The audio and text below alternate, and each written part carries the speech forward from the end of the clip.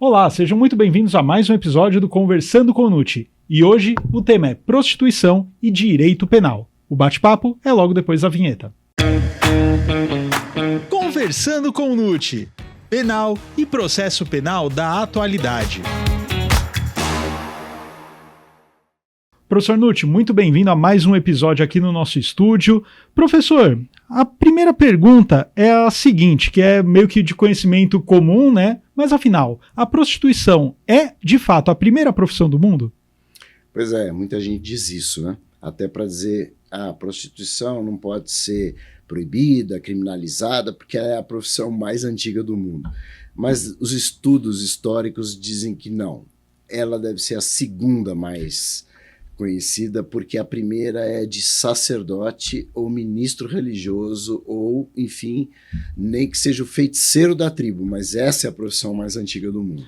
Ótimo. Agora, é importante a gente entender que ela se perde na história. Não é? É muito antiga de fato. Não há como dizer, não é, que ela nunca existiu, porque sempre nós encontramos relatos históricos da prostituição presente na humanidade. Hoje nós temos dados de 40 milhões de pessoas no mundo que se prostituem, não é? E que, logicamente, não é, precisam ter a sua proteção, porque se isto vem de longa data, não é, e nós temos, enfim, toda uma situação de costume das pessoas de se utilizar desses serviços, não dá para a gente continuar pensando em rechaçar, discriminar, não é? E simplesmente negar o óbvio, não é? Porque é uma parte da história, não é? Das pessoas em geral. Então a gente pode simplesmente dizer o seguinte: é preciso reconhecer como profissionais do sexo, não é? Como, aliás, faz o nosso Ministério da Previdência, que fornece código para recolhimento de contribuição para aposentadoria, tem o Código Profissional do Sexo. Então, nós já chegamos numa etapa, não é, que não pode haver, enfim, retrocesso. Ela não é a profissão mais antiga, mas com certeza ela tem uma história, não é, inequívoca registrada. Perfeito. E, professor, como que o sistema jurídico trata a prostituição aqui no Brasil? Pois é, nós temos, na verdade, 4 sistemas que cuidam da prostituição no mundo, não só falando do Brasil. O primeiro é o proibicionista. É aquele sistema que criminaliza a prostituição individual, a pessoa que comercializa o sexo, o cliente e o empresário da prostituição. Criminaliza tudo. Né? É o sistema, por exemplo, dos Estados Unidos. A prostituição é proibida. Agora, a ironia é que lá é um dos países onde mais tem a prostituição e onde a renda que produz o comércio de sexo é de números absurdos. Aliás, estima-se no mundo que a prostituição produz, dentre as atividades polêmicas e ilegais, né, em muitos países, né, droga em primeiro lugar, armas em segundo, comércio do sexo em terceiro. Né? Então, nós temos os Estados Unidos como um país proibicionista, mas que tem muita prostituição. O segundo sistema é o abolicionista. O abolicionista difere do proibicionista porque ele quer abolir a prostituição sem punir a prostituta, ou o prostituto, enfim, o comerciante do sexo. Ele pune o cliente e o empresário do sexo.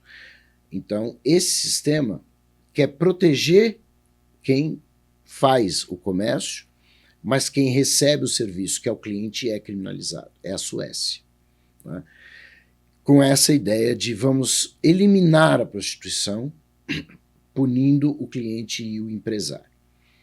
Aí nós temos um terceiro sistema, que é o regulamentador. O regulamentador legaliza a prostituição. Não só não é crime, como também é oficialmente considerado uma profissão, com todos os benefícios que possa ter uma profissão, com casas de sexo regulamentadas, empresários do sexo, enfim, tudo dentro da normalidade, eu diria. Holanda, Alemanha, Austrália, países de primeiro mundo. E o sistema misto, que é o nosso.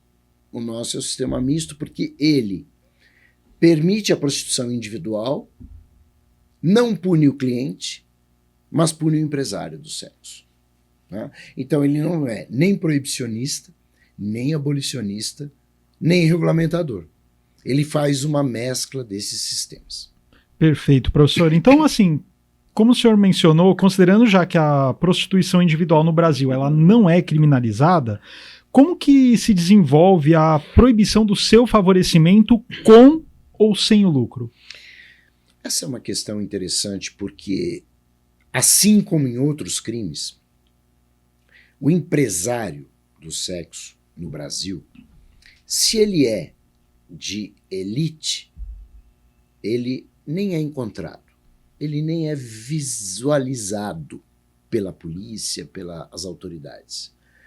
Comércio em nível de elite é invisível. Aonde vai hoje a justiça penalizar? É o pobre. É o que mantém a famosa casa de prostituição, localizada, fisicamente detectável, que vai lá a polícia, prende o sujeito, quer prender a prostituta, quer prender o cliente, quer fazer aquela balbúrdia e acaba não resultando em nada útil. Essa é a verdade. Então nós temos um pouco de atraso nesse ponto. Né? Não só atraso, mas o direito seletivo, né? De ficar focando a prostituição de rua, que é pobre também. Não é? É uma prostituição mais de baixo nível econômico, né? O custo do programa, tudo isso, a visibilidade, né? Tudo isso mostra que a autoridade fica preocupada com essa prostituição. Mas a de elevado nível é invisível. Então, eu acho que nós precisamos também igualar as pessoas. Né? É um pouquinho do paralelo que eu faço quando eu escrevi sobre drogas. Olha, é muito parecido. A gente sabe que a elite consome droga. Droga não é coisa que a pessoa pobre consome e a pessoa rica não. E onde está o traficante que distribui para a alta sociedade? Você não vê. Eu no meu tribunal não vejo. Eu vejo pegar gente na Cracolândia aos montes.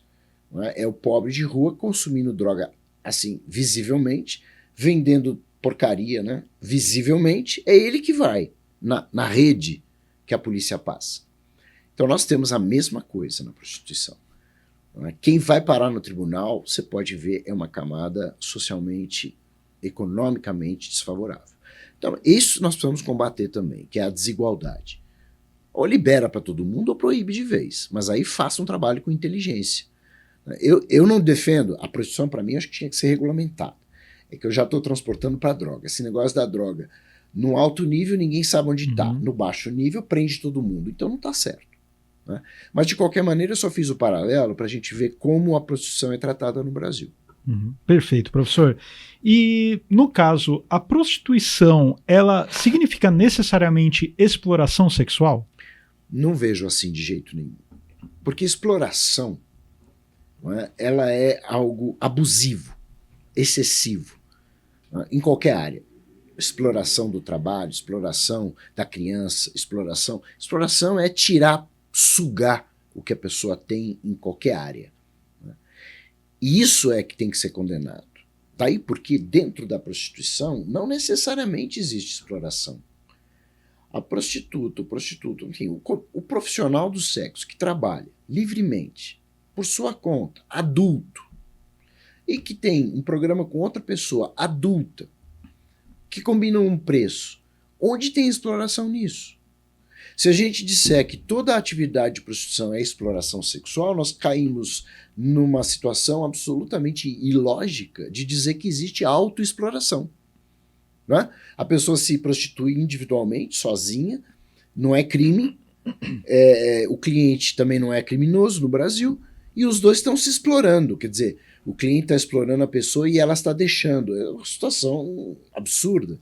Então não dá para dizer prostituição é igual a exploração sexual.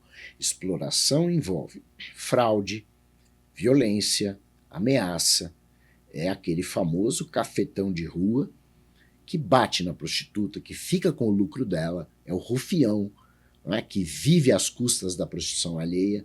E isso é exploração.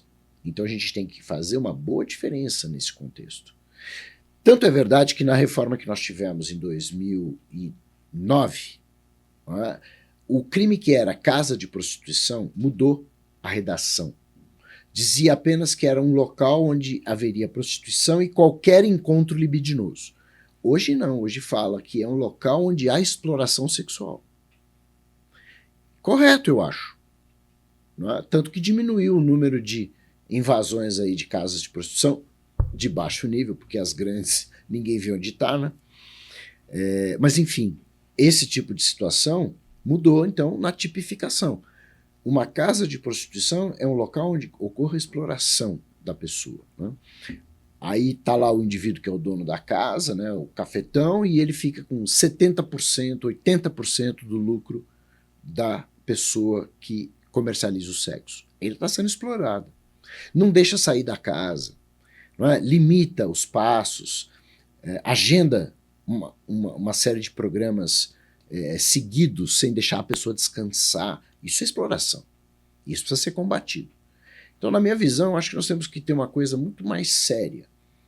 O que envolver violência, ameaça e fraude tem que ser criminalizado, né? Como é hoje.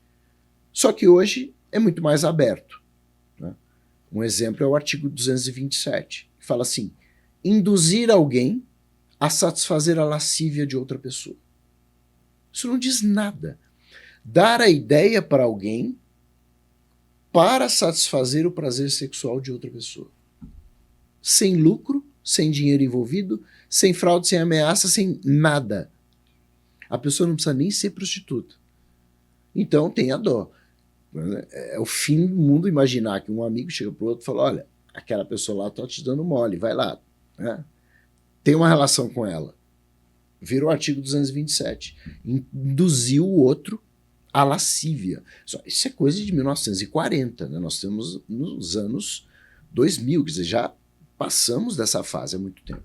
Perfeito, professor. E para finalizarmos este episódio, eu gostaria que o senhor comentasse, na sua visão, qual seria o caminho ideal para atualizarmos a legislação brasileira no tocante a esse caso?